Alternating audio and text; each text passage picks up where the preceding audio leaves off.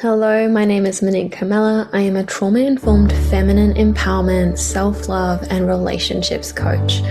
I created the Good Girl Unleashed podcast as a way to support you on your journey to liberating yourself from limiting beliefs, trauma, suppression, so that we can all come home and live authentically and unapologetically. I support my clients and my community with resolving trauma, releasing suppressed emotions in a safe, supportive way that allows them to reconnect to their authentic self and create a deeply fulfilling life and rich, nourishing relationships. I am so grateful that you're here. Let's dive into today's episode. So good to see some familiar faces, some new ones. Welcome to the space. We're going to give a couple more moments, maybe a couple minutes, just to see if anyone else is still jumping in. And give ourselves some time just to really settle into the space. So while we're just kind of settling in and waiting for everyone to jump on, I'd love to hear from you in the chat, just to see where you're tuning in from and what is your intention for this evening. What would you like to receive? Is there something you're wanting to explore? Is there a question that's like really present for you? Just sharing in the chat whatever is alive for you right now. And this is how we co-create this journey together. So there is quite a bit that I want to share with you. But it's always a co-creative space. So your energy, your questions, your input always brings a uniqueness to the space and to the journey. And I also find it so powerful for everyone here because we start to realize like, oh, I so resonate with that. I'm not alone in this. I feel you. And we're like, oh, it's not me. I'm not broken. It's not that, it's just that there's something wrong with me and that's why I'm experiencing this. We start to see that a lot of us are having these similar experiences, feelings, and it starts to normalize some of this stuff, which actually takes a lot of relief, or gives us a lot of relief and relieves a lot of that pressure. So it also helps me to know what's going to be most supportive for you, to really hear from you, like what do you want to get from this conversation? And for those that have worked with me before, listened to me before, or maybe you even joined me. I know a few people that have registered, joined me at the Nelson Yoga Fest. So this is going to be a similar conversation, but it's going to have its uniqueness because it's a unique group.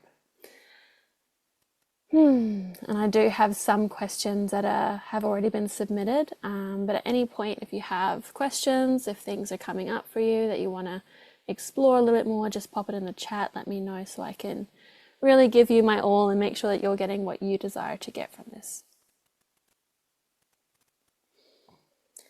All right, so Demi, I feel trapped in my body during intimacy. I can't say my needs. I put him first. Yeah, and is there anyone else that can really resonate with this? Because this is something that I deeply resonate with. I'm curious if anyone else really feels this.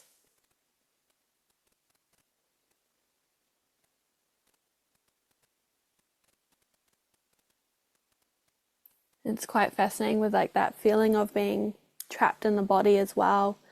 Some of you will know a bit about my story and I'll share a bit about more once we officially get started. But for me, I felt really, really stuck in the throat for a long time where it's like words just wouldn't come through no matter how much I prepared, how much I thought about what I could say. Like for the longest time, it's just nothing would come out and it was so stuck here. And what we're going to speak a little bit about in this conversation is how these are protections. These are protector parts. So there's a lot of wording around self-sabotage and doing, like holding on to things that aren't serving, or this isn't serving me, I have to release this. But for me, it's like, if we're doing something like this, there's a reason for it. And it's often a protection of some sort. So for me, like that constriction in the voice, it was like a protection. It was like, if I say the wrong thing, I'm not going to be loved, accepted, or belong. Sometimes that can show up in intimacy as well, where we can really shut down different parts as a way to protect, as a way to get some kind of need met. And when we have that protector part, we can actually acknowledge that we only protect that which is precious to us. And that's a really beautiful thing. And so we can have a lot more compassion for these different parts. So we're going to explore a bit more of this, but just wanted to speak to that because I feel like it's something that so many can relate to. It's definitely something that I support a lot of my clients and students with. But we've still got a few more people jumping into the space, but we'll get started shortly. So feel free to just keep jumping in the chat. Let me know where you're tuning in from and what your desire is or your intention is or what you'd like to receive from this conversation tonight.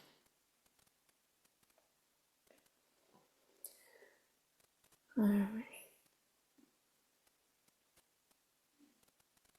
Yeah, see, definitely seeing some resonance here with Demi's share. Thank you. And then I see a comment here, how do I heal the wound of not being able to trust a man? Yeah, we can definitely explore that a bit more tonight. Like I always feel like they always lie or cheat. Yeah. And if anyone else if there's someone sharing in the chat that you're like, I resonate with that, feel free to let them know and let's really support each other in this space. What I really love to co-create as safe containers is community where we really get to validate and witness and hear each other in what we're experiencing, letting ourselves know and each other know that we're not alone in this. It's really, really powerful. Sam from Waihi, working on self-love and acceptance and finding my voice. Happy to be reconnecting. Yes, so happy to have you in the space. Katarina, so nice to see you. Yeah, it's so beautiful to see. I saw your face pop up like one of the first ones. I was like, it's so good to see you again. Can relate to being stuck in the throat and not daring to voice my needs. Yeah, it's like that terror, like what's going to happen if I actually speak up and voice, like, I need this, I desire this is my boundary, like this is a no for me, this is a yes for me. Like it literally feels in the nervous system like this is life-threatening. And it might not make logical sense. Like I talk a lot about creating inner safety and I have people say to me, well, I know I'm safe. Like, but yeah, logically we know we're safe, but on a nervous system level, something is screaming, I am so not safe here and I am terrified and this is uncomfortable, and we are just like in what can be like a frozen state of like, I feel like I should maybe do this, or I don't understand why I'm doing that, or I don't understand why I'm holding back or why I'm so afraid, because maybe it's not necessarily present you that's afraid, it's a part of you. And that's where we start to explore this realm of inner child work. It's a part of you that's frozen in time, frozen in another experience.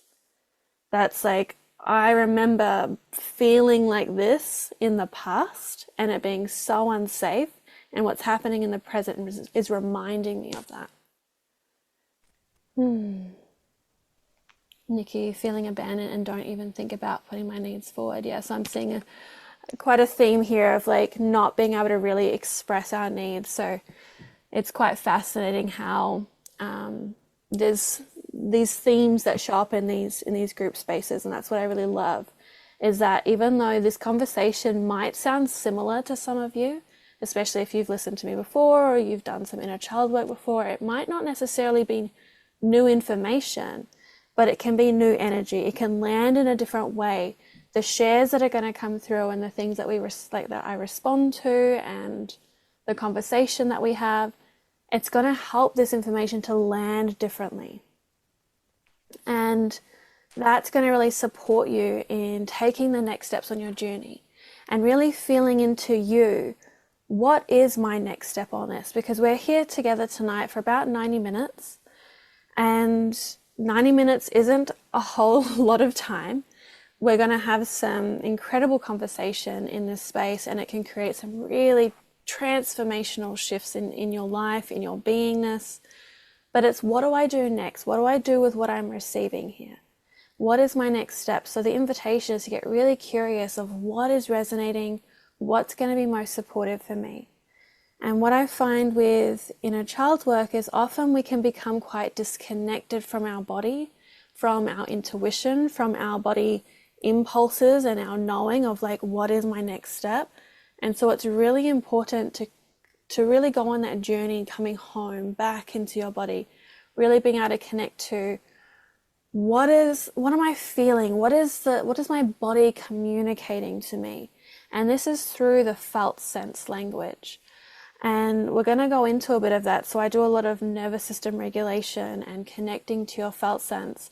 We're going to get started in a couple moments, and we're actually going to do a little drop in, and that's going to give you something to start with. So nervous system regulation or felt sense might be completely brand new to you, or it might be something that you've heard of before, but it's something we need to practice consistently. It's something that I continue to practice consistently, no matter how much I speak about it, how much I practice it or implement it. It's something that is a consistent practice. And the more that we put these things into practice, the more habitual they become. And when we're doing the deeper shadow work and inner child work, it is essential for you to be able to regulate your nervous system, meaning coming into a calm state, really allowing the nervous system to relax and to feel more at ease within yourself. Because if we're feeling really triggered, really reactive, or we're in fight, flight, freeze, and then we're trying to integrate inner children, we're trying to understand our triggers, we're trying to move through deep wounds and integrate trauma, it's just not going to happen.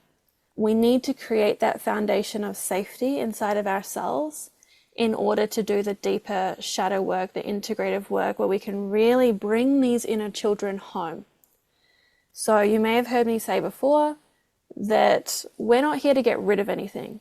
We're not here to be like, this is something that's not serving me, or this is an inner child or a trauma I have to release.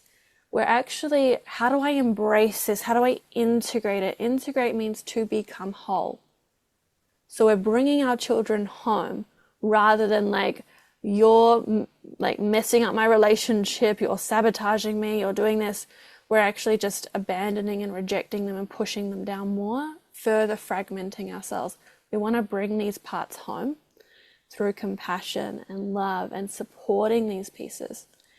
Sometimes we think if I embrace it, it's going to stay forever, but it's actually the opposite. What we resist persists.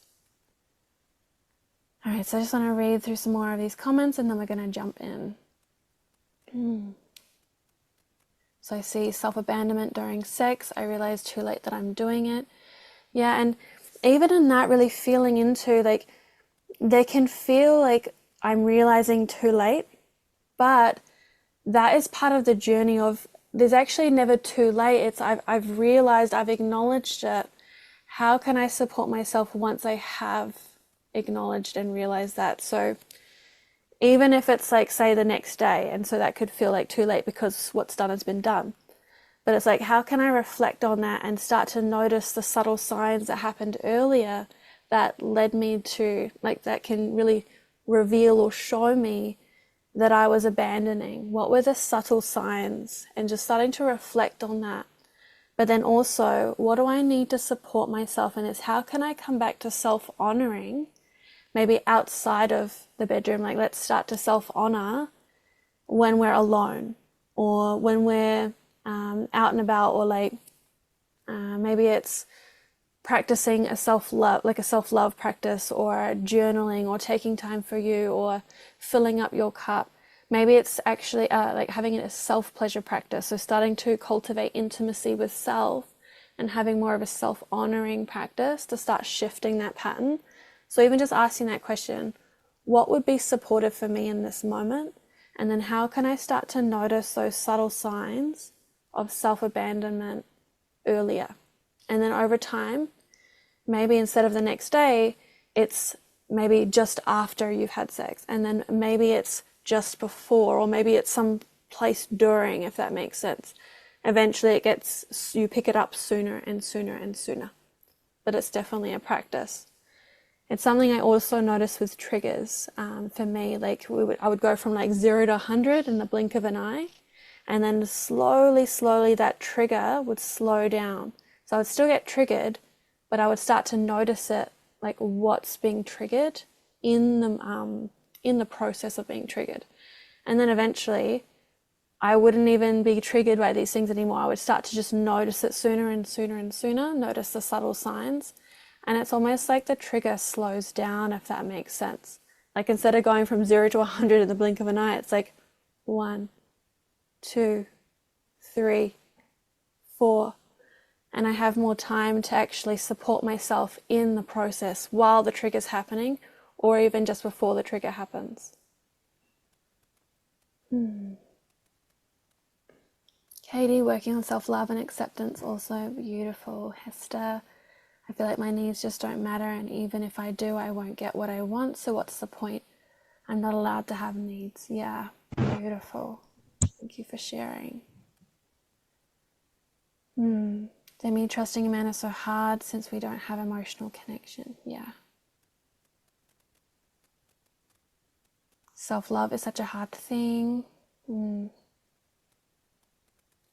Yeah, thank you, Katarina. It helped me to tone it down to acceptance. Accepting ourselves comes before loving. Yeah, and so finding what's that step toward self-love for you. Lisa, I'm anxiously attached due to abandonment in childhood and many intimate relationships, never feeling truly seen, heard, understood. I'm very easily triggered and would love tips on what to do when triggered by an intimate partner. I know my inner child needs to heal, but the present moment stuff is very painful. Yeah, thank you for sharing. And so as we go through this conversation, just letting me know if there's anything specifically around, like where you say tips on what to do when triggered. Yeah, if there's anything that's like specifically coming up for you in this conversation, feel free to pop those questions in there so I can really speak to those. Tegan, finding that I feel I am not adding positively to my partner's life, like I'm holding him back and his life would be better without me because I'm not a good team member and my actions sabotage his goals. Yeah, thank you for sharing. Crystal, often get triggered by certain behaviors of my kids. I don't know why.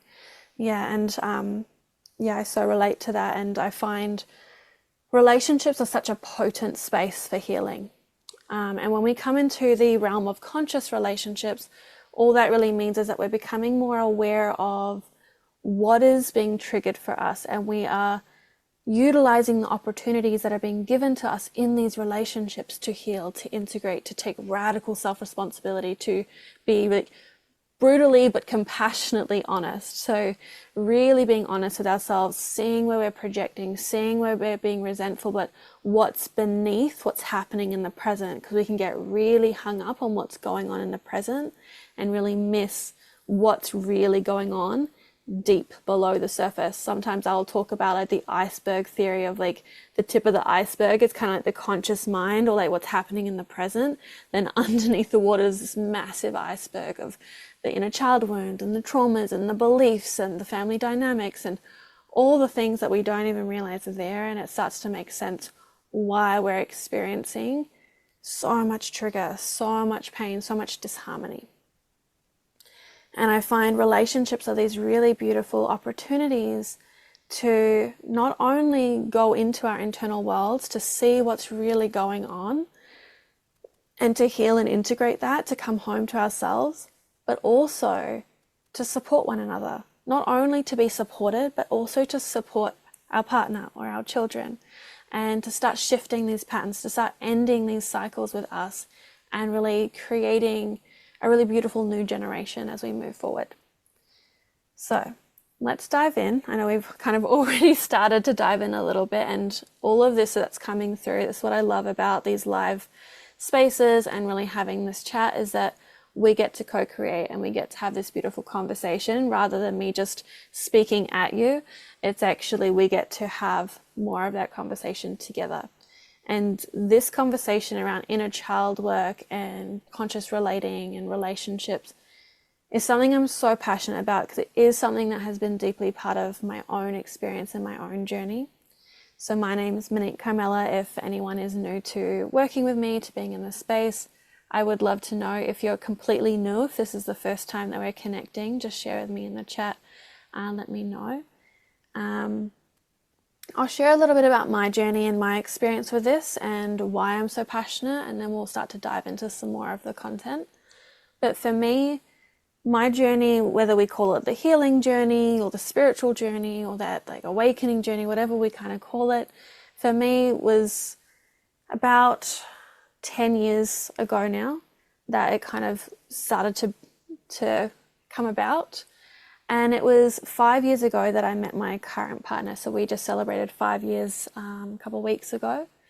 And it was like that first 5 years, I was doing a lot of what I thought was doing the work. I was reading books, I was doing courses, I was really feeling like a high on spirituality, and I loved learning this stuff. And what I found when I met my current partner is that it's almost like I got slingshot back to the beginning, and it was like I'd learned nothing. And what happened was like this initiation of I now had to implement and embody what I had learned up here, because I kept it up here because this is where I felt safe. I didn't feel safe in the body. I hadn't actually done any of the somatic embodiment work yet. I loved to read and to analyze, and I have a really beautiful gift of seeing patterns. And I bring this into my work now, especially in my one-on-one work. It's like I see like, oh my gosh, you experienced this. This is what's kind of unraveled here, or you're experiencing this. Let's jot back. And I'm really good at being able to see those patterns and seeing what's really going on beneath the surface for people. And this is something I've been practicing for myself for a very long time, even prior to 10 years ago starting my spiritual healing journey. It's just something that I've always been really good at, is like seeing what those patterns are.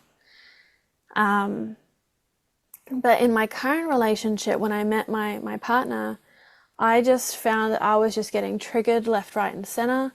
We went from like being friends where I was just like yapping about and chatty to like we became a thing and started dating, and everything just shut down. I was so terrified to speak. I don't even know how he, like there's often times where I'm like, I'm not even sure how he made it through that first year, because I kind of went from like being what I would perceive as like a normal person of like being able to talk and socialize and communicate, to being completely shut down and not being able to speak, which I felt like there's something seriously wrong with me. I now know that it wasn't something wrong with me. There's actually something very right with me. I was going into a protection. My body didn't feel safe. Part of me didn't feel safe. It was doing what it is intelligently designed to do, to create a sense of safety. But in that time, I'm like, oh, I'm weird. There's something wrong with me. I'd put myself down. And then I'd find that I'd get really triggered and reactive. And yeah, it was quite uncomfortable. Yeah, and it just like, I started to find like all of this stuff was just kind of being pulled out of me, is how it felt. Whereas prior, it was like I was just kind of consumed by it. When I would get triggered before, it was really hard to see what was going on. I was just kind of being dunked by all these waves. Whereas when I met my partner, there was more of like a consciousness around it, of like an awareness and a willingness to contemplate and reflect. And because my partner was also, he's also someone that is in that space of doing this work. He's also really good at holding space, that it did create a bit of space for me to actually go into that journey of like, what is here for me? So that's really where it kind of, I guess, began. And then I started doing more of the breath work and the somatic work, and really learning how to integrate these pieces. Because prior, it was like I was learning about them, I understood a little bit, but I didn't know what to do with what I understood. And so that was the next initiation of my journey. And through that journey, I have had massive transformations with relationships, with integrating inner children, with coming home to myself, with self-love and acceptance and expression. Like I said, I could barely speak to one person in front of me. I couldn't speak to my partner, let alone be running a webinar like this and doing what I do today. And it's been quite an incredible journey of just learning these tools, and then just feeling this calling to share. And everything that you guys are sharing in the chat, everything that is shared in our community, it's like I so deeply resonate with it. And I have this deep passion and this deep mission to support you with coming home to yourself, to having your fullest expression move through you, to knowing how to express your needs, to share your desires, to set boundaries, and to feel really full, to feel really nourished by your relationships, to have that desire and that intimacy and that passion, that aliveness, that joy. I really desire that for all of us. And I work with a lot of mums. I'm also a mum myself. I've got a 3-year-old and soon to have a second one. And they seem to know where all of the spots are. They know where to poke. Not because they're necessarily trying to, but again, I feel like they're these divine beings that are just revealing to us other layers of parts that are unintegrated or unresolved. And they're giving us these opportunities, these gifts to bring these parts home.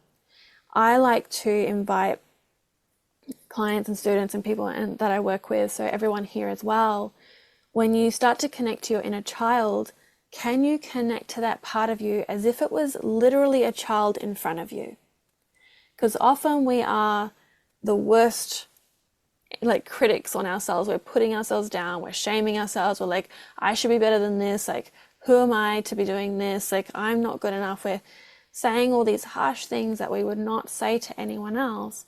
And again, these are more forms of protection and conditioning and coming from traumatic experiences that we've held in our being, coming from limiting beliefs, things that we've learned on the journey.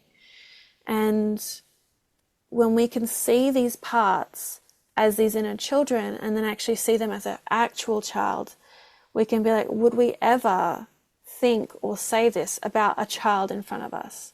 You're not worthy of this. You're not good enough of this, for this. You don't deserve this. When we start to see it in that way, it makes it a little bit easier to have that deeper compassion for ourselves.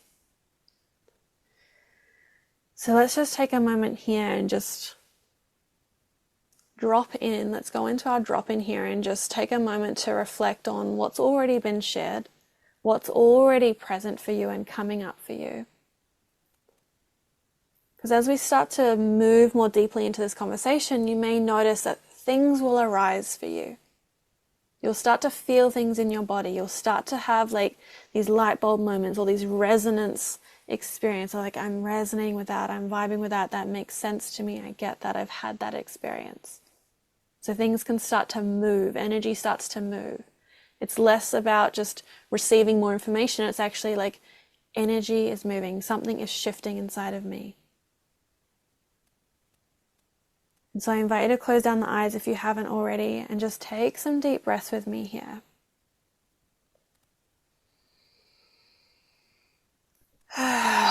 Maybe sighing out the mouth if that feels good, or bringing in a little bit of movement.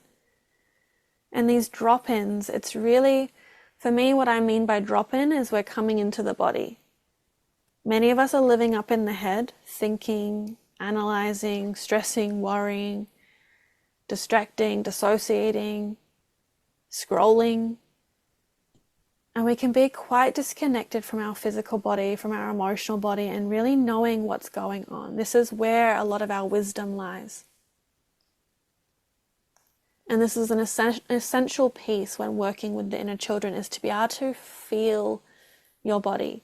And even if that means feeling the numbness, that's still a sensation, that's still feeling your body. I struggled with numbness and dissociation for a very, very long time. I have very little memory from childhood due to severe dissociation. And so it took quite some time for me to really deepen that connection and come home to my body and to feel safe to feel again. And so just taking some deep breaths with me here and just noticing anything that you do feel. Whether there's a tingling, tension, stiffness, expansion, lightness, excitement, joy, readiness, groundedness. Maybe you feel a sense of relief, just starting to witness how none of us are alone on this journey.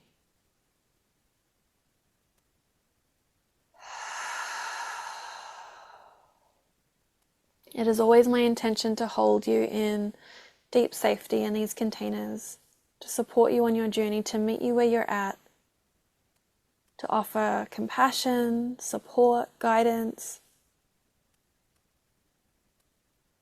And if at any point you do start to feel a little overwhelmed, anxious, or triggered, things are coming up, it's feeling a little intense, I invite you to close down the eyes for a few moments if that feels good, or you can keep them open and just take these slow, deep breaths into your body.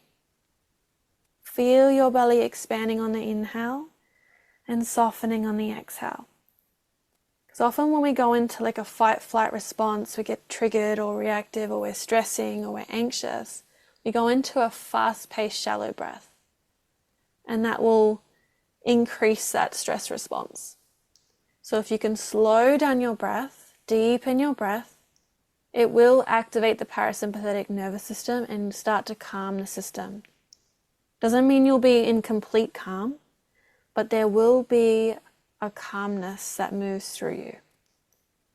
And simultaneously, you may still experience the trigger, the overwhelm, the anxiety, but there's also an okayness, a calmness, a reassurance, I've got this. And it will help you to become more of the observer of what is here for me. What is this revealing to me? And from this space, you can start to get those answers. So just take a few more breaths here.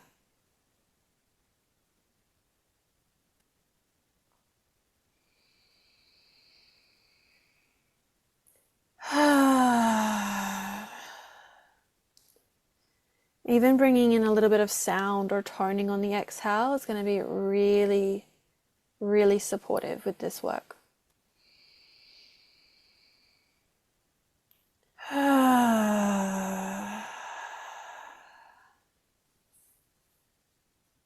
Beautiful.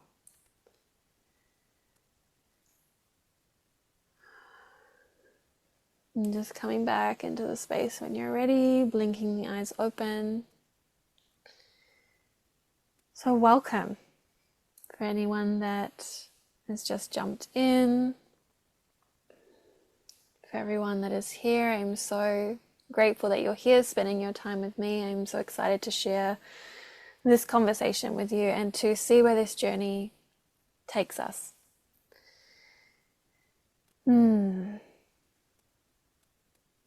So if you haven't already, I do invite you to share your intention in the chat. If you don't feel safe or comfortable to share in the chat, at least setting that intention for yourself. Intention is so powerful, and you're going to get so much more from not only this journey here, this conversation, but also from life, from anything else that you step into or implement through the power of intention. You're going to get so much out of this. And it's going to really support you in whether it's the inner child work that you're really curious about, whether it's the conscious relationships, having more the love, the intimacy, the passion, whatever it is that you deeply desire. By setting that intention for yourself, you're going to find that you are divinely guided on your journey. And this is something that I've been working with for a very long time. And it's something that I do consistently. So I work with intention. I have an intention every month that I work with for the month. And it's been really profound, especially in this realm of inner child healing and conscious relationships. So my current partnership, I have found that I have done immense, profound, deep, incredible healing with this beautiful man in my life. And through that intention, so I'm going to share a little story, and some of you may have heard this, and it's something that I notice comes up for a lot of people is around like resentment toward our partner. So let me know in the chat if you have ever experienced resentment toward a partner, or are currently maybe experiencing it. I speak quite a bit about it on my podcast, The Good Girl Unleashed. And for me, I was holding a lot of resentment toward my partner, and it just kept building and building and building and festering. And I got to the point where I actually started to feel like physically ill from holding all this resentment in my body. And it would remind me of this quote that I heard many, many years ago. Resentment is like taking poison, and waiting for the other person to die. And it's literally how it felt in my physical body, like I had taken poison. I was like, I can't carry this anymore. It's not serving me. It's not serving anyone to hold this. And it's definitely not serving my relationship or getting me the relationship that I want. So I set the intention to release this resentment on this one particular month, maybe a couple of years ago now. And that intention guided me on quite a profound journey and through synchronistic events that took place. And I realized on that journey that I actually wasn't resentful at my partner. There was something much, much deeper going on. The resentment at my partner was actually just a trigger, revealing to me that there was a much deeper resentment. When I looked at my language, I was like, he doesn't support me. He's not showing up for me. He's not doing this for me. But it kept being like, you're not showing up, you're not showing up, you're not supporting me.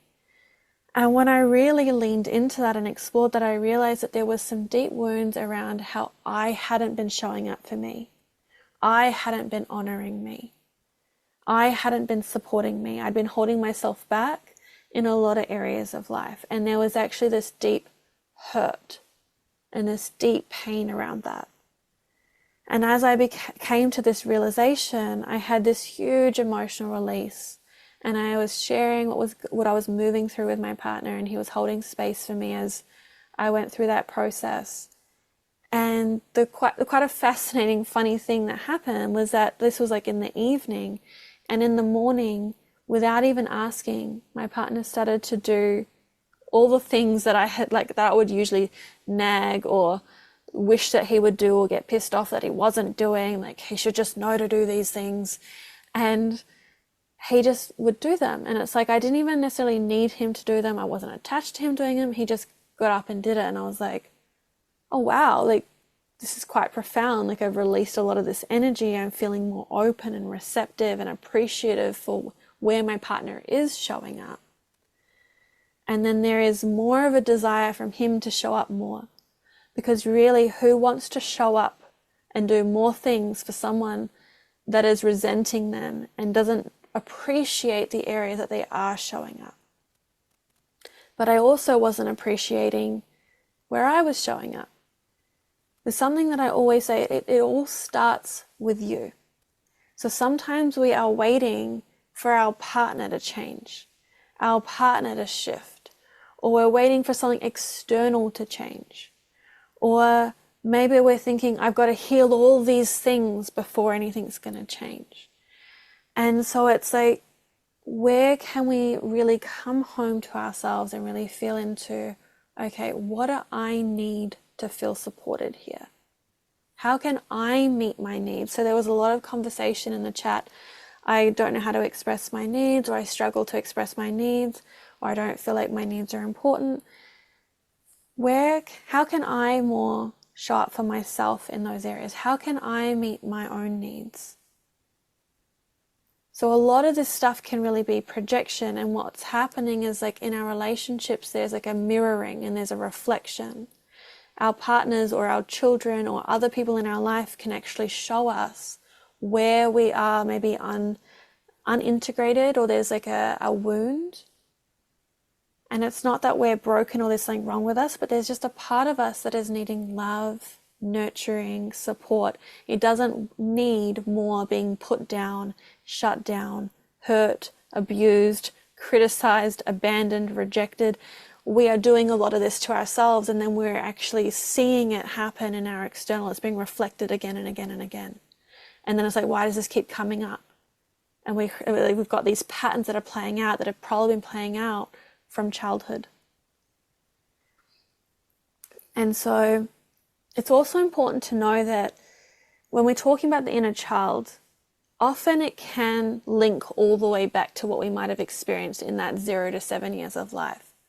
But for me, when I do inner child work with clients, with students, it's not always a 7-year-old or a 3-year-old that we're connecting with. Sometimes we actually connect with a 20-year-old version of self. Sometimes it's a 17-year-old self. Like, we can kind of get this idea that it's got to be this small child, it's got to be this big traumatic experience, and sometimes it is.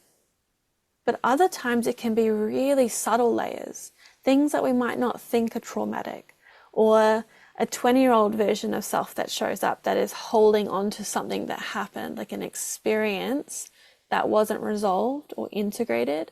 And it's like that part of you becomes frozen in time. And until we connect to that part and support that part lovingly, compassionately, with curiosity, and call them home, they remain frozen in time. And they're playing out or like experiencing that wound, that pain, that emotion again and again and again. And then we can go into like shaming ourselves of like, oh, why are you doing that thing again? Why are you going for that guy? Or why are you doing the self-sabotage? And we're shaming and wronging ourselves for how we're trying to, like, for how this part is trying to protect, which is actually just pushing it down further, which is fragmenting you further. So how can I be more loving, more compassionate, more present with myself as I move through this healing journey? Because these are deep layers, these are deep wounds, these are deep emotions. And even if it doesn't make sense, a lot of the time it doesn't. It's like, well, why would you do this? It doesn't, like, how can you think that is going to protect you, or that's going to create safety, or that's going to get the need met? And again, we're judging this part for doing all that it knows because it's a learned behavior. It's learned, like, this is how I create safety. I don't know how to create safety any other way. So this part needs to be shown a new way. So part of the process is connecting to when was this actually created? And you don't have to have the memory. That's the important thing. Like I shared earlier, I have very little memory of my childhood. I don't actually need it to integrate my inner children. But I can connect to the energy of that part. Whether I know how old they are or not, I might have an intuitive feel. You don't have to know. Sometimes it can be helpful, but it's just, where do I feel that part? That's usually like where I would go to, is like, where do I feel it? A lot of my stuff, I like with the throat, was like at the base of the throat. And it's like this constricting, it's this holding. I would start to connect to the sensations. Initially, this was quite challenging for me because I was so disconnected from my body. And so there's processes and practices to support you with starting to reconnect to your felt sense. And what I mean by felt sense, if that's like, what is felt sense? It's the physical sensations in your body. It's the language of the body. I noticed so much armoring around my heart. And I remember when that armoring cracked open, and the rawness and the throbbing of my heart, how much pain was in there. And I nurture that, and I love that, and I support that part. And we just start to connect to these different parts of ourselves, and we lovingly support them. We're like, what do you need? How can I be there for you? And there are lots of different processes and practices and embodiment journeys that I will guide people through, whether that's like in a one-on-one space or in my programs. It's really dependent on what is showing up for you and what this part needs. So some of the questions that I did get coming through was like, how do I integrate the inner child? I was like, well, there are lots of different ways. And even just with what I'm sharing with you here is going to be really, really powerful, especially if you're just getting started. Regulating your nervous system is going to be the most essential thing if you're just getting started. We don't want to dive into the deep end and overwhelm our systems more. We really want to build the foundations of inner safety. I did share a link, you may have received it, where I shared about my ebook called Regulate. That will give you some more resources as well. As I said, there's only so much that we're going to be able to dive into in 90 minutes. And I also want to jump into the chat here and really open the conversation for your questions and what's going to be most supportive for you. This is really just opening the conversation and starting to open up the mind as well of what's going on here. Where do I get started, or what's happening for me? And just starting to see like, what are these experiences revealing to me? I do a lot of work around triggers. You may have heard me speak about triggers a lot because it is something that I've experienced a lot of in my own journey. Like I've shared many times, my partner used to trigger me left, right, and center, and there was a lot of times where I felt like he must be doing this on purpose. Like, I feel like I'm being attacked, and like, how can he not know? Like, why is he doing this? Why is this triggering me? And I was so consumed by it. But what I realized is that he was only triggering the thing. He wasn't the thing that was actually being triggered. The wound was much, much deeper. And so the trigger is actually a gift. It's confronting, it's uncomfortable, it's not very nice to feel, but it is a gift. And so it is revealing to you what is unresolved inside, giving you the opportunity to do something about it. Without the trigger, how would we know that that wound, that inner child is there? And so it's shining a light, and through that awareness, you'll be able to start to really do that deeper work for yourself. So I just want to take a pause here and have a look through the chat and just let me know if this is resonating for you, if anything is maybe not making sense, or if there's anything that you want me to expand upon. Just let me know in the chat.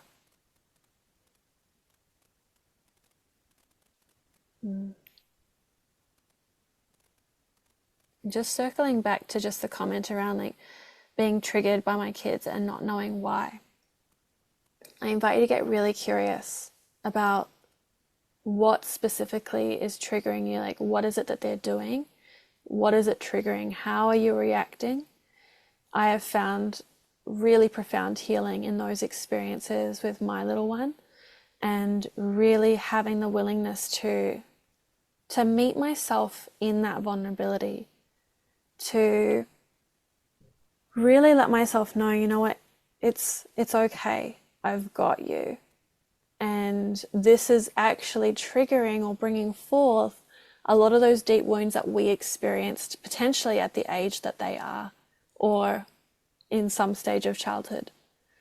And so there was, when my little one first came into the world, like I really struggled with the crying and like, I need to fix this, like, and just being really triggered into a stress response, and then just like being so overwhelmed by the emotion. And for me, I don't ever really remember feeling safe to express my emotion. And now there's this human that's just like full ball, just letting it out. And it was really overwhelming for me to be with that intensity, because I hadn't fully learned how to be with my own deep emotions. And so it was bringing that out. So it's been quite a healing journey becoming a mother and going through this, like he's just over 3 now. And it's been very healing, but it came with the willingness of, you know what, I'm not going to get it to say what we might perceive as like perfect or right all of the time, but I am willing to take responsibility. I am willing to learn. I am willing to show up and to explore this, to contemplate, to reflect on this, to do the work so that I can be the best mother that I can be. And so it's always like, for me, like I love working with mums as well, because I feel like we do want to be the best mum. We do want to show up for our little ones and our family in the best way possible. We want to share the tools that we're learning. We want to be a good role model. Like, it's such a beautiful energy to work with. And so I know when I'm working, really I believe when I'm working with anyone, but especially with mothers, it's like this ripple effect. And we're not only shifting these patterns for the generations, but we're supporting the next generation. I think that's a really beautiful thing. So really there's a beautiful opportunity here to explore, like, whether you're getting triggered in with your children, with your mum, your dad, your partner, whoever, or there's these pieces that are coming up, because this is really, conscious relationships isn't just intimate relationships, it's all of our relationships. It's like, how can I show up that's going to support those around me to show up for themselves as well? So when I speak my needs, I'm letting others know it's okay for them to speak their needs. When I set my boundaries, I'm letting others know it's okay for them to set their boundaries too. When I honor my no, I'm letting others know it's okay for them to honor their no, to honor their yes. And I'm becoming the walking permission slip. But when I don't, when I hold all that back, I'm actually sending the message that it's not okay. It's not safe. And then we continue to enable these patterns and behaviors, not only for ourselves, but others. So then it becomes like part of this collective mission of like, the more I honor me, the more I'm letting others know it's okay and it's safe to honor themselves too.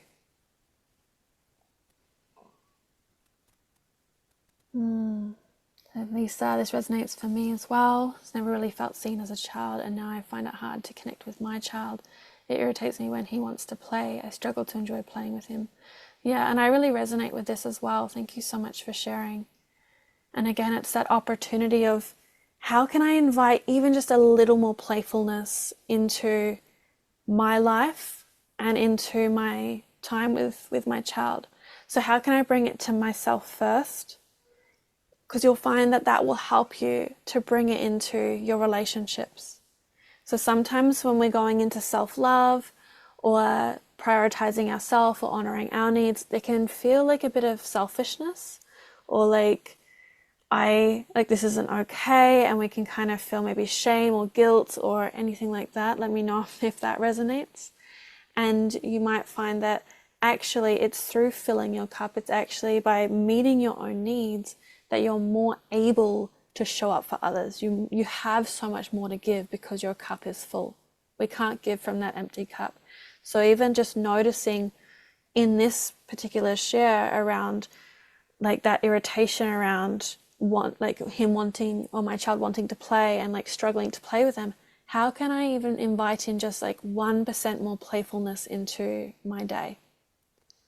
And starting to play with that. I love language and the certain words that we use. And I bring the word play and explore and curiosity to really ignite that fire inside of you of like, how can I play with this? How can I explore this? Rather than it necessarily always being shadow work, inner child work, healing journey. Like it can sometimes feel quite heavy, like there's always something to do. Trauma work, like it can feel like, oh, something else I've got to do. And who already kind of feels like they may be overloaded, like they've got a lot of responsibility, like there's so many things, they're kind of pulled in all these directions. How can we actually slow down, bring more playfulness, bring more exploration, and really enjoy our journey?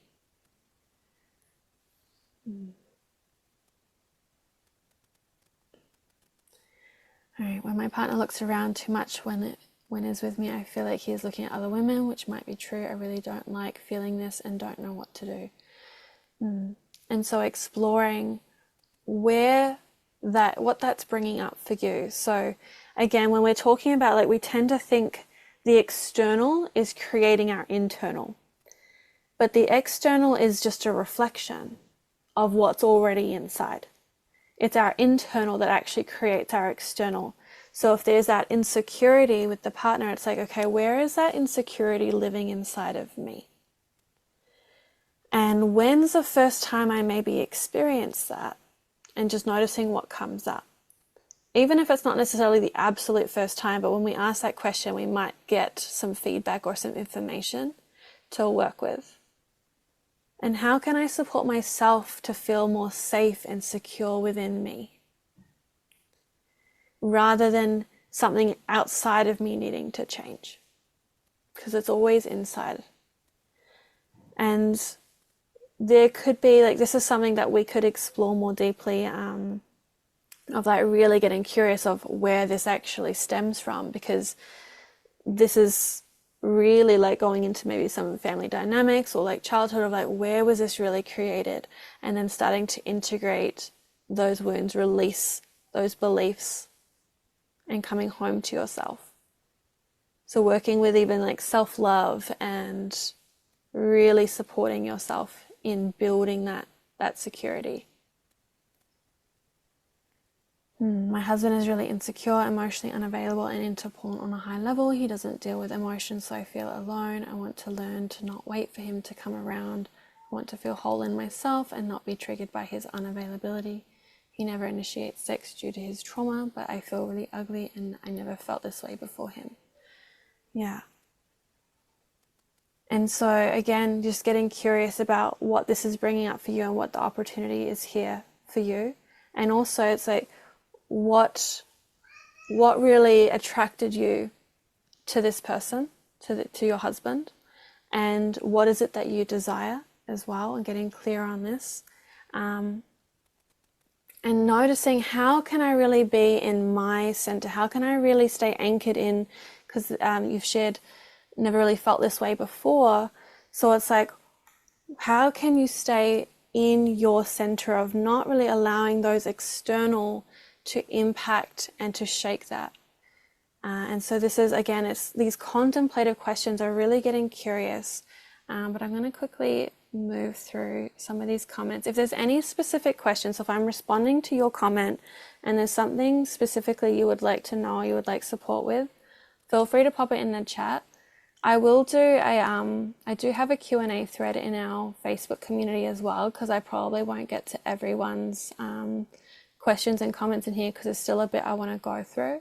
But I also want to make sure that you're getting what you need from this conversation. So what I'll do is I'll answer any questions that I miss in the Facebook group, and I'll make sure that anyone that's not in the Facebook group, I'll send out via email, whether I do a video or if I respond in written form, I'll just send that out to you guys so you get it. But I just want to make sure that we cover everything as well. Yes, I'm seeing there was a lot of resonance with the resentment. And there's quite a few really amazing podcast episodes as well, which I can also link for you, where I go more deeply into triggers and resentment and really supporting these pieces. So yeah, just know that the podcast is the Good Girl Unleashed, so you're going to get a lot of support and resources there as well.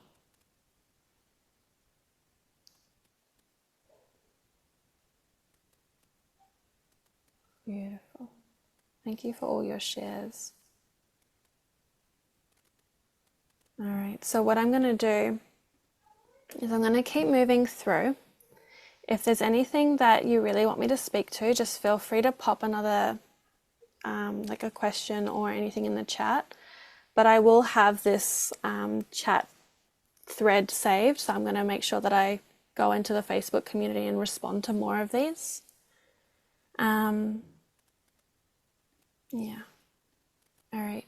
So for me, the connection, like the deep connection, just bringing it back to like the inner child and conscious relationships.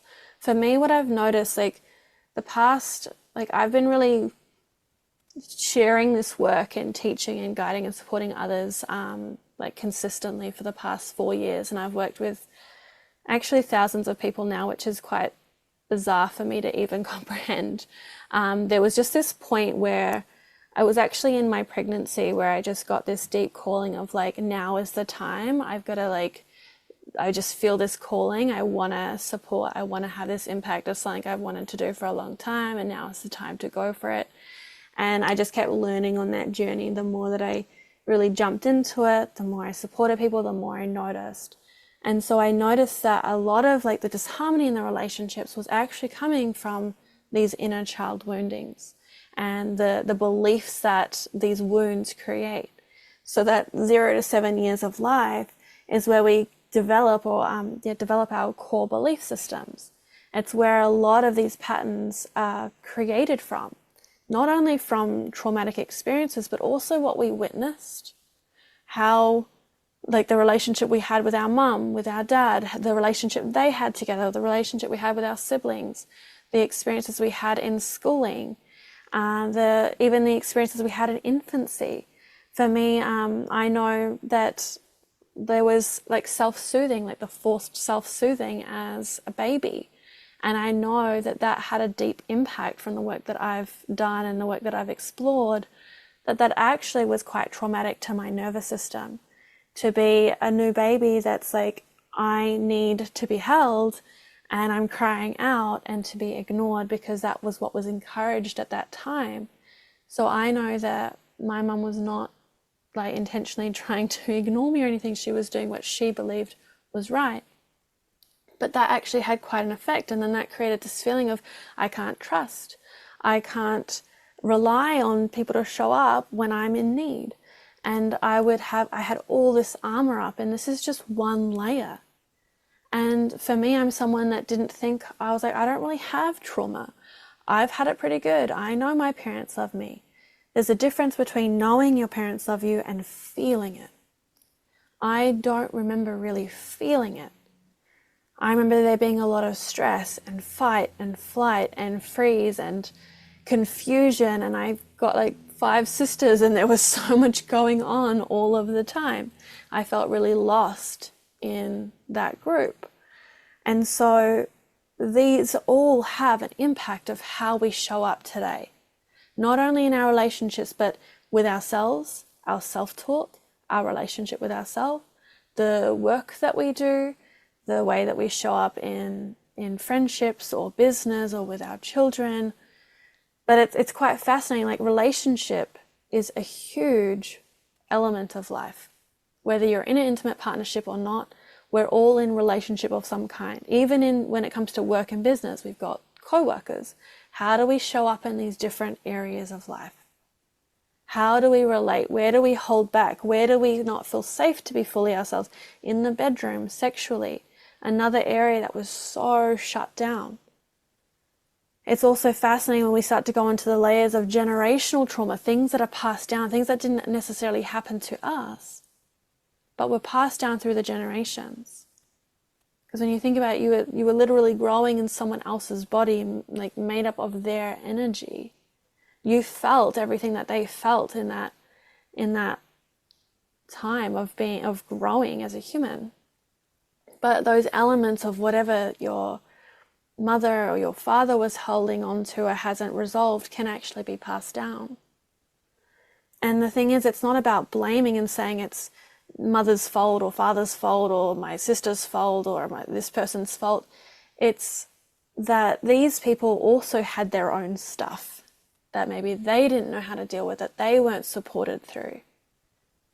The generational trauma that they're carrying. And the beauty in what we're doing here today is that we get to say no more, is that we get to put an end to that cycle, to that pattern, to that behavior, and we get to create new empowering ways of protecting, new empowering ways of moving through life, of building relationships, and really sharing that. And that's what I love about the work that I do. It's not just for all of us here, but it's the ripple effect. It's like when you receive this transmission, you get to take this with you and it gets to ripple and support others on that journey. That's why I'm like, boundaries are actually in service of others, but we have so much fear. Like, if I set a boundary, maybe I'll be abandoned. Maybe I won't be loved, or I won't be honored, or there's all these fears. But when we look at it, it's like, by not setting the boundary, we're actually doing a disservice. And it's actually a way of protection. So sometimes we're like, I feel selfish if I set a boundary. I feel guilty. But actually, when you don't set a boundary, you're only not setting a boundary because you don't want to feel guilty or selfish, or you don't want to lose love. So on some level, there's still, I'm not setting a boundary in service of me. Whereas when I do set a boundary, not only is that in service of me, but it's also in service of the other. It's also supporting the other person to know what the boundary is, so they're not guessing, walking on eggshells, wondering. They also now know it's okay for them to set boundaries. Like, it's such an empowering journey. But there is this kind of fear and this maybe wound, or these beliefs that we need to start integrating and moving through. And what I get a lot of feedback around, like what is so powerful about the work that I offer, is that it's not just about shifting it in the mind. It's one thing to be like, yep, I get that boundaries are important, but I can't break through this barrier. There's something blocking me. That's when we need to start to come into the body and do the somatic work. Somatic meaning body work. And really feeling into, okay, what is blocking me? Where is that in my body? What does that feel like? What does this part of me need? And so what I notice is, like, there's a lot of these inner child pieces that need to be met, that need to be honored and supported.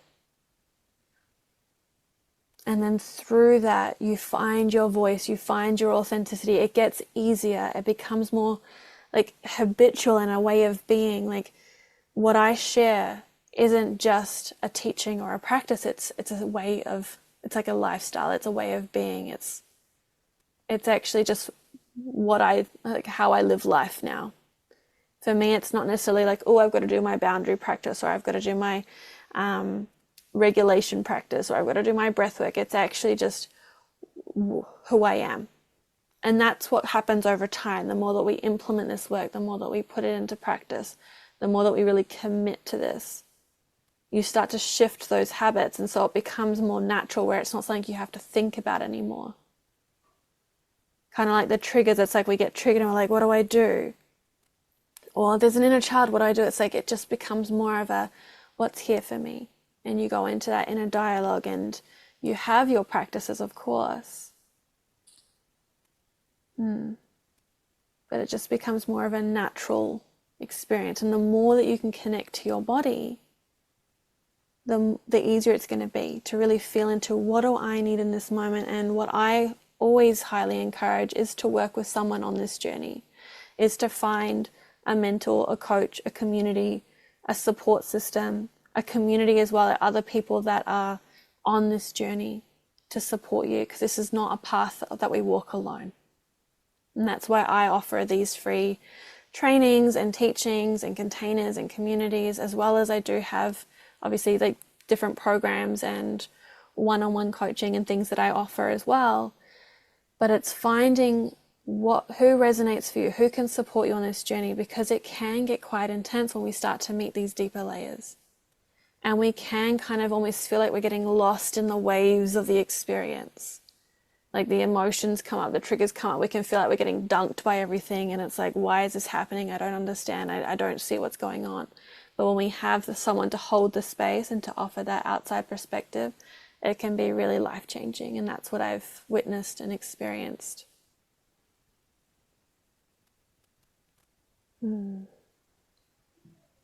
So I'm going to share my screen for a moment, and I just want to share a few more pieces. I am going to share about one of my programs that I feel like would be really supportive for you. So if you are resonating with this conversation and you do feel like, yeah, this is making sense and I do want to take those next steps, I will share my signature program that is really supportive. And then it's just up to you to feel into if that's the right container for you. And then I'm happy to answer any other questions as well. Like I said, if I don't have time to answer all the questions today, I will do a Q&A session in the Facebook group, and I'll make sure I send that out to everyone. I also do have a really beautiful gift for everyone who's joined me live today, which I'll share at the end. And that's going to be really supportive for you on your journey of integrating the inner child. All right.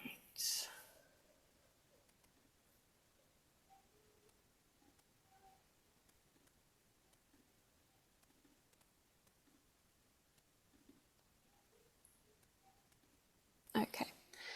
So just to kind of, some of this is going to be a bit repetitive now, and it's going to be like supportive in the way that hearing things again is really powerful.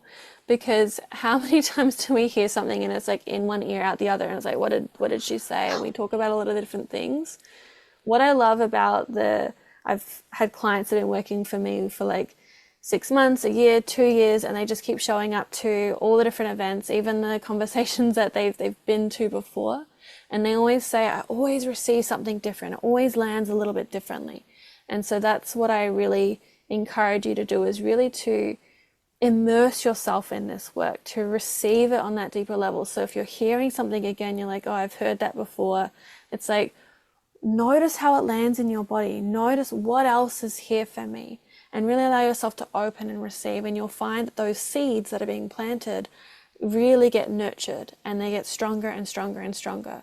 Because how many times do we repeat, I'm not good enough, or I hate myself, or like, this isn't going to work for me, or like, he's doing this, I can't believe that happened. Like, when we're really focusing on lack, or what we don't like about ourselves, or how our partner's not showing up, and we're just in this repetition constantly, we're repeating the patterns and the habits and the behaviors, often from our childhood, and they're getting stronger and stronger and stronger. And that's why we have these really intense triggers now, because we've been practicing these ways of being and these thoughts and these ideas about ourselves, and they become so strong, they become so deeply ingrained because we maybe have been repeating them for years or decades. So when we start to repeat new ideas, new beliefs, and start not only repeating them to ourselves, but really doing the deep somatic work and allowing them to land, you'll find that it just completely transforms your life and your relationships. So I want to bring some awareness around, like, many people think what's happening in the moment is the cause of their trigger. So we've spoken a little bit about like triggers at the moment or in this conversation. And often we can go into blaming someone else or a situation when in actual fact there's something much deeper. So that's where I say, like, what's happening in the present is maybe not actually what's going on. It's like, what's happening on that deeper level? What is being triggered? What is calling my attention? And through that curiosity and contemplation and reflection, you will find a lot of incredible answers. Sometimes this can be a little challenging if you're new to this, or if it's quite deep, and that's why I encourage you to work with someone. Like I said, something that is one of my deep, incredible gifts is being able to see these patterns. And it's something that I love to be able to understand, like, where is this being created to, and what does this need, and what is going to be most supportive for you in integrating and shifting that. But yeah, it's our internal world that's actually creating the external. It's not the external creating the internal. So if we can just start to get curious, like, what is this revealing to me? What is this showing me? And you'll notice that these questions I keep repeating again, it's to help them land more deeply so you can access them when you need them. Because if I said it once, it would be easily forgotten. It's through that repetition that when you're in that trigger, when you're in that experience or that situation or that conversation, like, what is here for me? And it just, like that light bulb moment, like that kind of spark, and it starts to shift how you respond in these different situations. So people often believe that it's their external situation that needs to change in order for them to feel differently or to have the relationship they want, waiting for their partner to change or show up in the way that they want in order for them to be happy and know their partner is the one, when in actual fact, it's by doing the internal work that your external world and your relationships will completely transform. And it's quite funny with the concept, the one, like, we're trying to figure out, like, is this the one? Is this the person I'm meant to do life with? Is this my forever person? Let me know if you relate to that. If, like, you've been either looking for the one, or you've had that kind of journey of, like, who's my one person that I'm going to do life with? You are. It's actually you. You are the one that you are doing life with. The thing is, there is no certainty in life of how long someone will be in your life, whether it's a friend, whether it's a partner.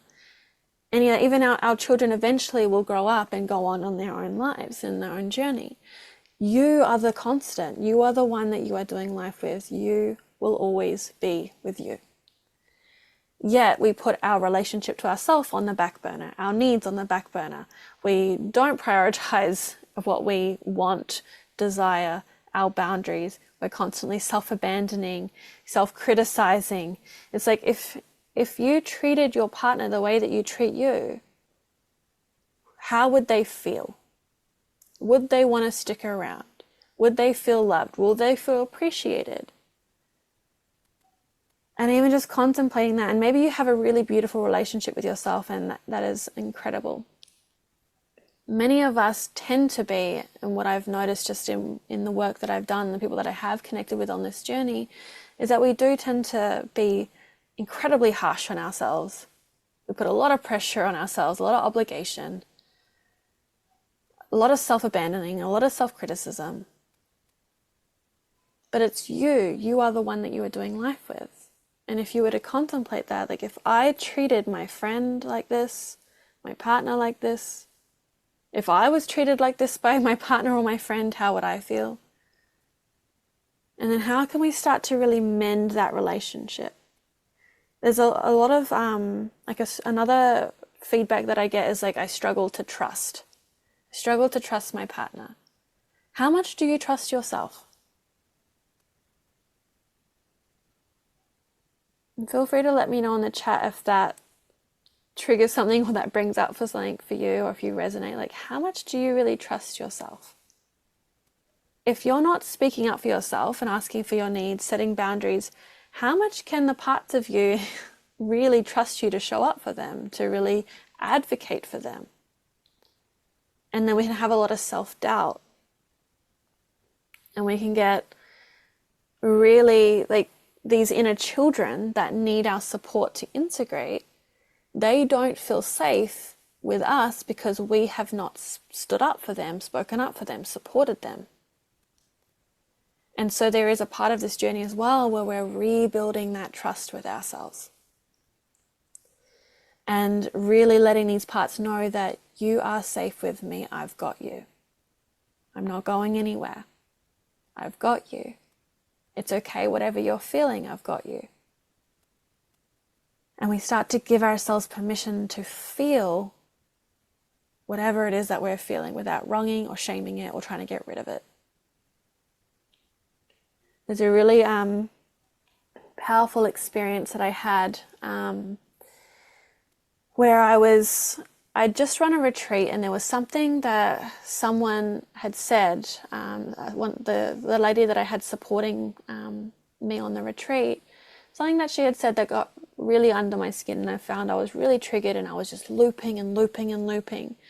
And has anyone had that experience where you're just like, the thoughts is just constant and it's looping around and you're feeling the feelings and it's excruciating and you can't stop overthinking the situation? Like, I should have said this, or I could have said that, or I can't believe they did this, and you're just looping. And it's so painful.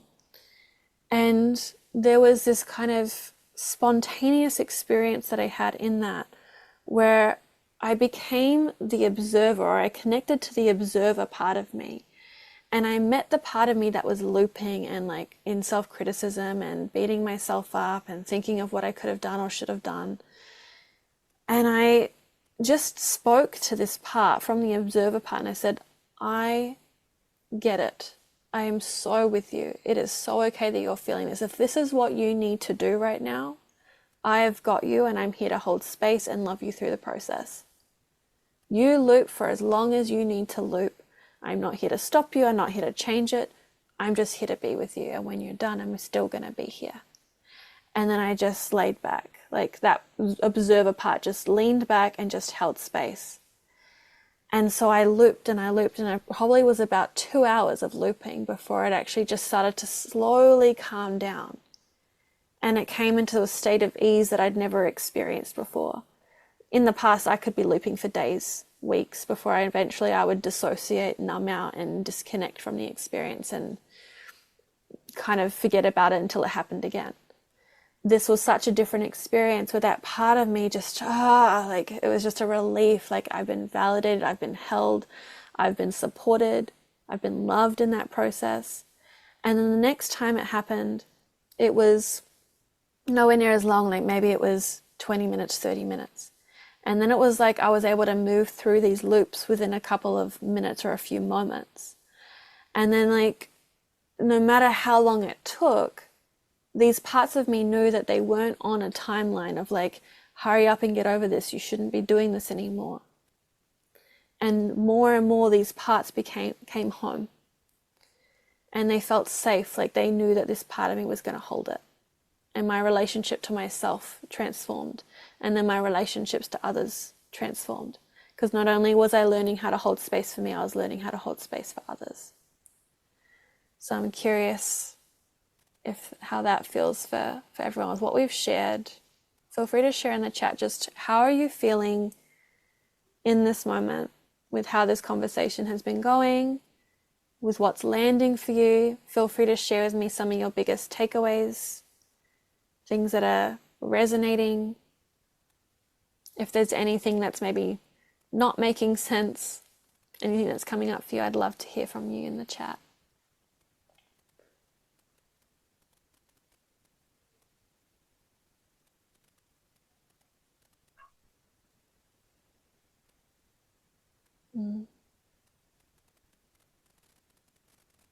Thank you all for your shares. So we'll just take a few moments here just to allow what's what's moving through to land. And just to give you some time, I know as we're typing there's a bit of a delay, but I'd love to hear your biggest takeaways so far.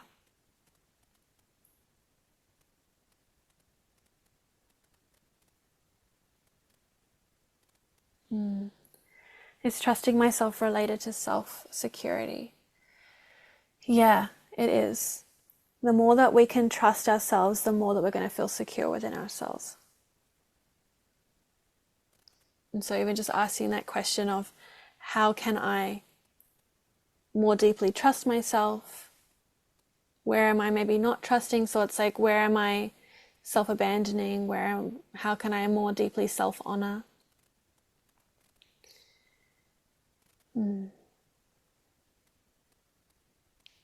so I just want to share, there's another part of, I'm just going to share my screen again.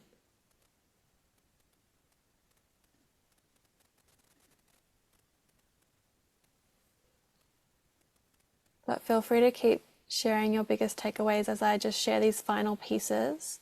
And then I've just got a beautiful opportunity to share with you as well. Here we go. So, a conscious relationship gives you the opportunity and support to integrate deep wounds and alchemize your past so that you can create your current reality and relationships the way you desire them to be. And I just want to remind you here that you are a master co-creator of your reality. So it's not about controlling everything and making everything the way that you necessarily always want it. There are going to be times in life, times on the journey where we kind of get maybe thrown a curveball or a challenge comes up or an obstacle comes up, but knowing that those are opportunities, those are gifts, those are supporting you to grow and evolve.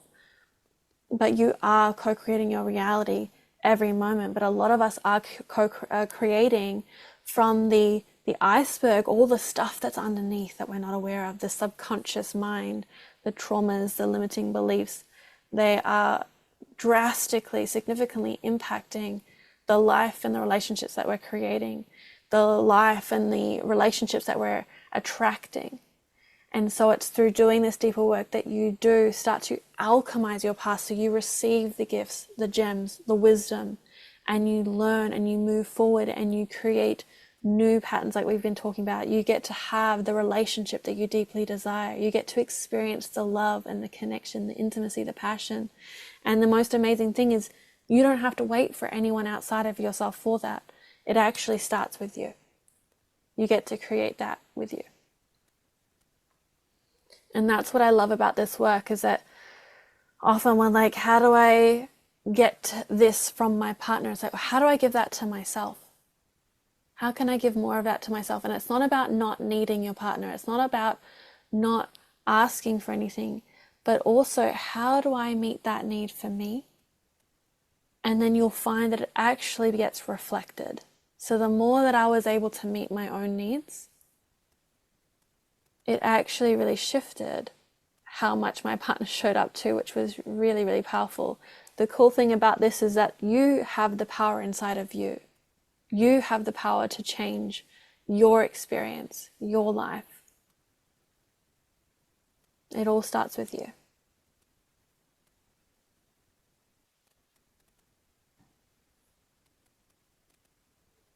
So just taking a few moments here to let that land.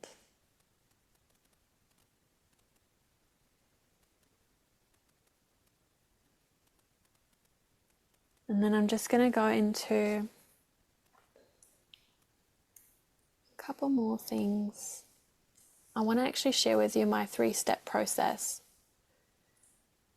And then, we'll start to wrap up. I don't want to overkeep you because I'm sure you have other things that you need to do and lots to integrate here. And I'm definitely going to be diving into more of your comments as well. I feel like I'll do probably a live tomorrow and give you also some more time just to to feel into, because you might find that your questions actually come through after the call's ended. You're like, oh, there's my question now. So I'm going to allow some time and space for you to submit any other questions and things before I do that live video for all of you. But let's go into the 3-step process. This might be familiar, especially if you have worked with me previously or you have joined a conversation with me before. But just as a beautiful reminder as well, if you have heard about it. But my 3-step process, and this is really, it's across the board. It's like quite a foundational 3-step process. So it's what I use with, like, whether I'm working with triggers, inner child work, conscious relationships, like whatever it might be.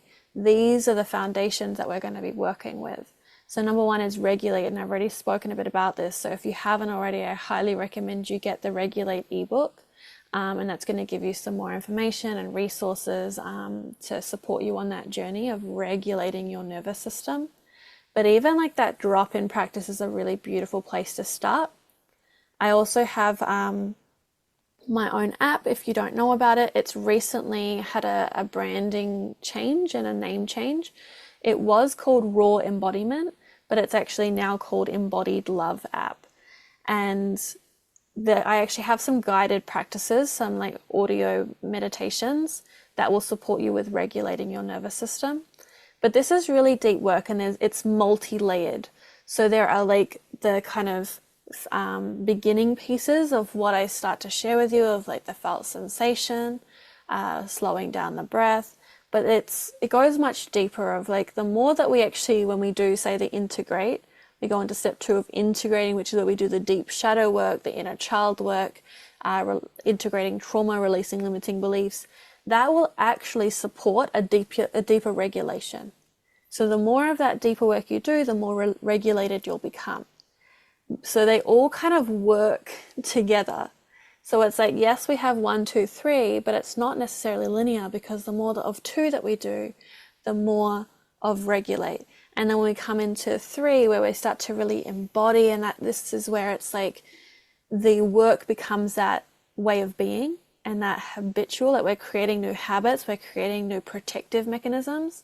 So we're not just ripping out old protective mechanisms and making ourselves feel vulnerable and kind of open to like what could happen if I don't have my protection. We want to make sure we're actually putting in new ways of protection, just instead of having protection or protective mechanisms or coping mechanisms that are disempowering us or holding us back or creating disharmony.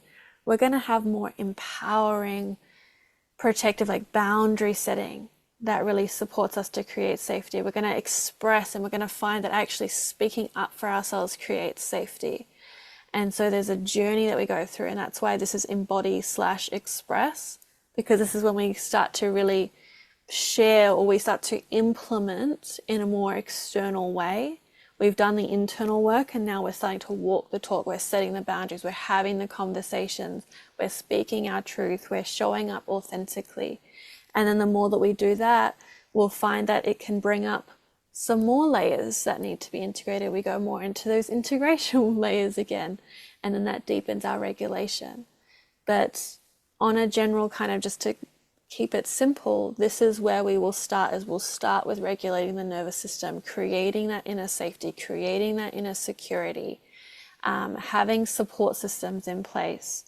We go into integrate, we start to do the inner child work, where we start to connect to these parts and support them to come home, to heal, to release, to feel safe.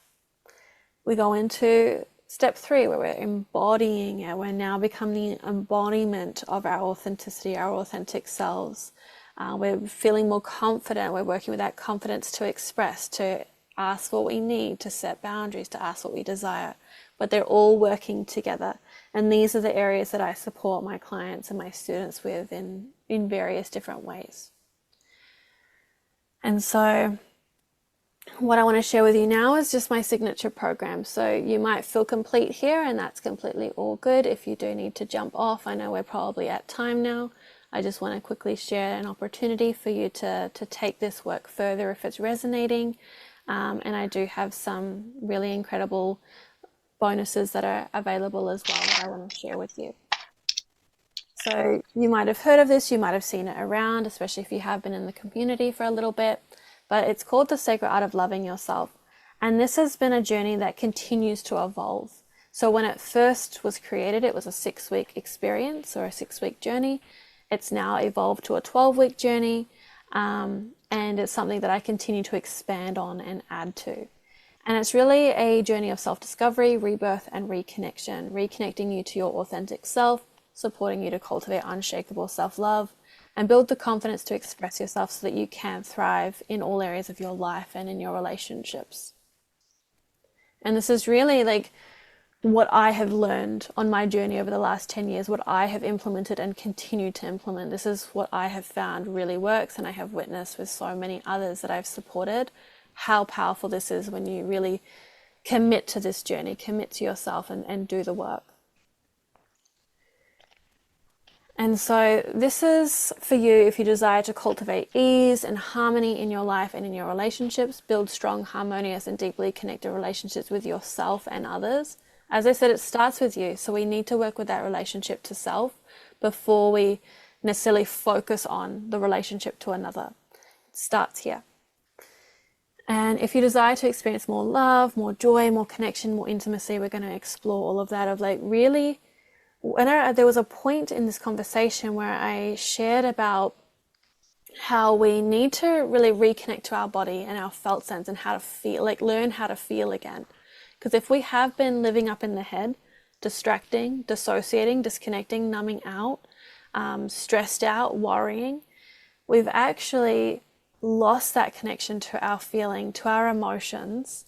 And often we are feeling the same emotion repetitively, and we are often numbing ourselves from feeling the deep, uncomfortable, painful emotions, but in doing so we're also numbing ourselves out from feeling joy, happiness, bliss, pleasure, passion, fully surrendering. Like I noticed there was a bit of stuff coming up around sexuality.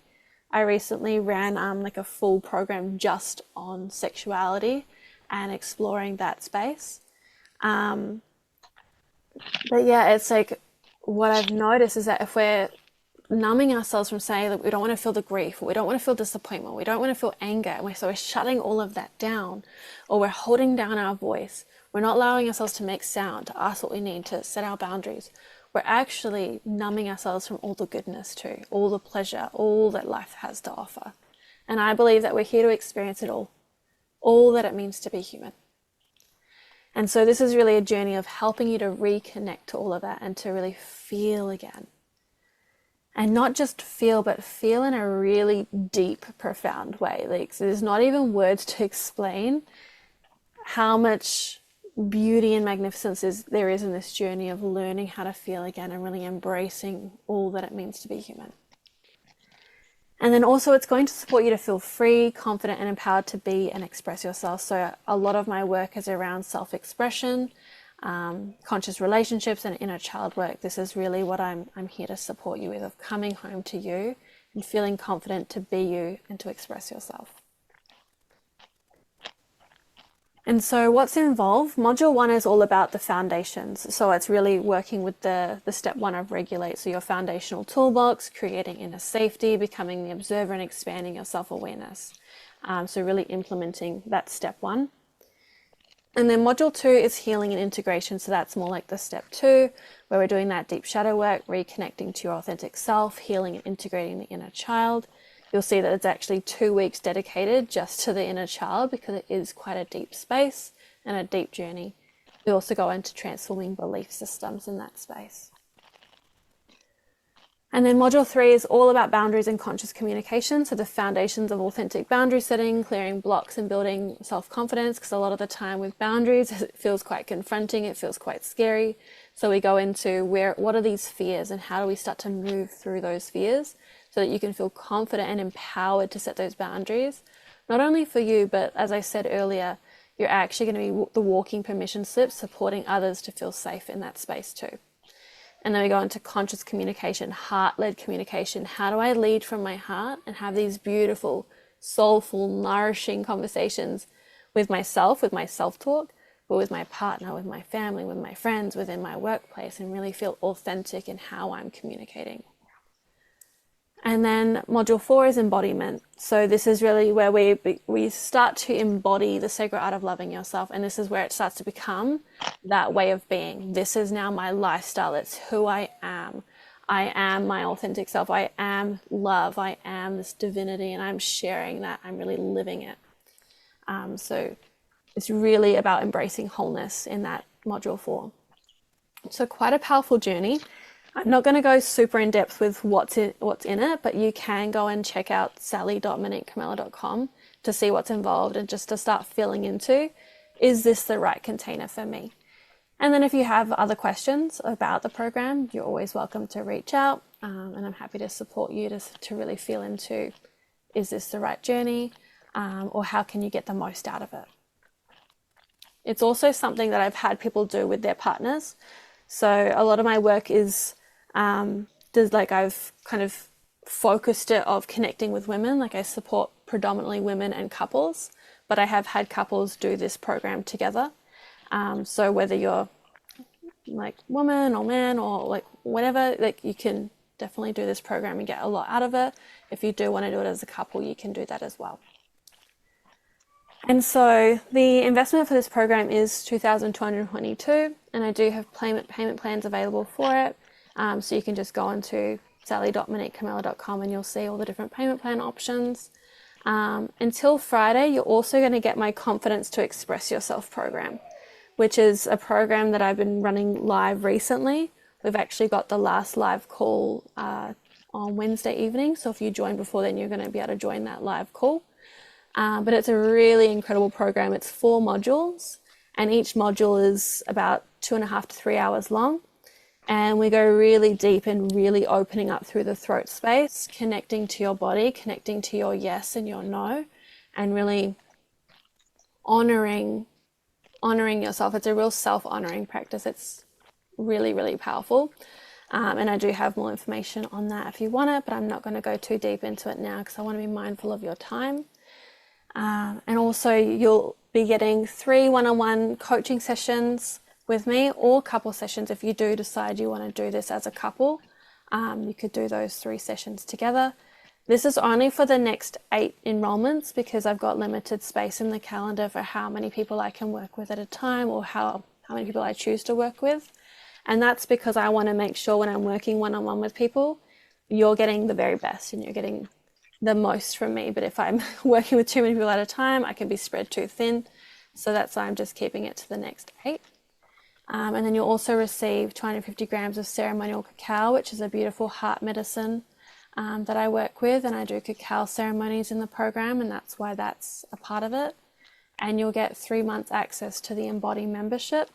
This is a women's only membership. So women can join. If you are a woman and you join this program, you'll get 3 months of the Embody membership, which includes 2 live group calls every month. So even though the program itself is like a self-paced self-study, there's a lot of pre-recorded like transmissions and practices, but there's going to be a live element because you'll be getting those 3 one-on-one coaching sessions plus the 2 live group calls every month. So I just want to say thank you to everyone here for joining me this evening. It's been a really powerful experience for myself, and I hope that you received what you wanted to receive as well. If there's anything that you felt like was missing or anything else that you need support with, like I said, please just submit your question or your share so that I can really speak to that directly. But definitely stay connected. You can stay connected through social media at moniquecamilla.love. I've got my podcast, The Good Girl Unleashed, and my Facebook group, The Woman Ascendant Community, which is where I'm going to do that live Q&A. And then for anyone that's not in the Facebook group, I'll actually send out the video to you. And then I do have a couple gifts to support you moving forward. So you'll get that regular ebook. You just need to go through the link. I will send it out again via email. And then everyone that's joined me live, so this is only for our live attendees, you actually get an inner child guided journey. I'm going to be granting access to this via my app. So what you would need to do is actually join the app. So download the app, which is the Embodied Love app, and I'll just pop it in the chat so you've got it. You can sign in online, and I'll just get the link for you if you prefer that.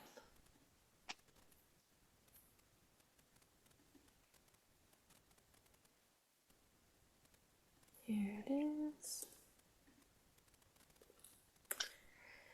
And then all you need to do is once you've signed up, you just need to send me an email. And this is, so all you need to do is send me the code, and you're going to receive access to that guided journey. And it's actually part of a masterclass that I ran last year. I believe it was last year. And it was from the Conscious Connections masterclass, and there was like a bonus call for our VIPs where I guided a really powerful inner child journey. And this is going to give you an experience of what I mean by embodiment journey and what I mean by like some of the processes that I guide my clients and students through. So that's going to be really powerful to take what we've worked with here and to start connecting to what is it that I deeply desire for myself, for my relationship, and then really doing the deeper work and having that experience. But just make sure you take note of that code because it feels pretty easy to remember, but I won't be sharing that outside of here. It's just for everyone here that joined me live, because I really love the magic and the energy of everyone that's joined live, of all your shares and all your comments. It's been really, really magical for me and really enjoyable. And I'm just, obviously, I feel like you probably can see how passionate I am about this particular topic and how passionate I am about sharing this. If you do have any questions about, as I said, any of what we've spoken about, the program, just feel free to reach out, whether that's email or on Facebook. I'm here to support you, and I look forward to hearing more about your experience. I'd love to hear more about what you took away. Sometimes I know I've shared a lot, and we're going to start to close up. So you might actually find that after a good night's sleep of integrating and processing what's been shared, you might have a little bit more that you want to share or ask after this. So I'm so open to all of your feedback and hearing about your experience. So thank you all so much for joining me. It's been magical. I'm sending you all so much love on your journey, and I hope to connect with you all soon. So I'd love to just do kind of like a little closing drop in just to close the space. So I invite you to close down the eyes if that feels okay. And we'll just take some deep breaths together. So I just feel like my body wants to move here, so your body might want to move too. It's again just feeling into what feels supportive for me. I invite you to take a deep breath in through the nose and just sighing out the mouth.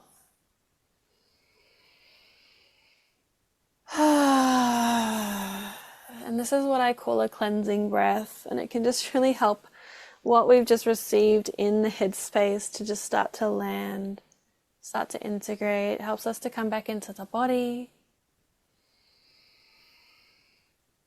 Maybe a little shake. Just feeling your sit bones on your seat supported. Maybe placing a hand on your heart.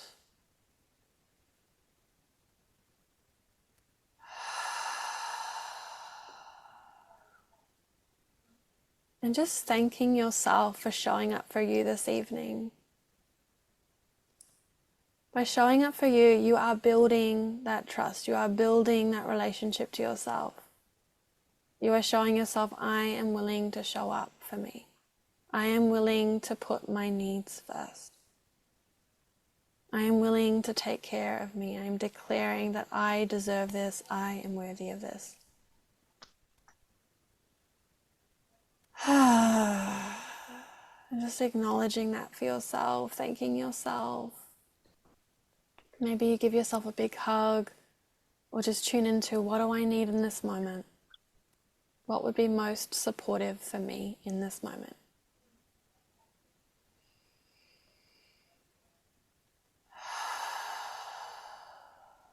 And just gently coming back when you're ready. Thank you all so much. Rest well. I'm sure I will connect with you all again soon, hopefully in the Facebook group. I look forward to all your questions coming in and speaking more directly to those. Have a beautiful evening, and I will see you all soon. Thank you so much for listening to the Good Girl Unleashed podcast. If you are loving this content, go ahead and subscribe to be notified of upcoming episodes. Please leave a 5-star review to help me get these powerful teachings and practices to those who need it. If you would like to submit a question or would like to know more about how we can work together, send me an email to info@moniquecarmela.com. So much love to you, beautiful human. Until next time.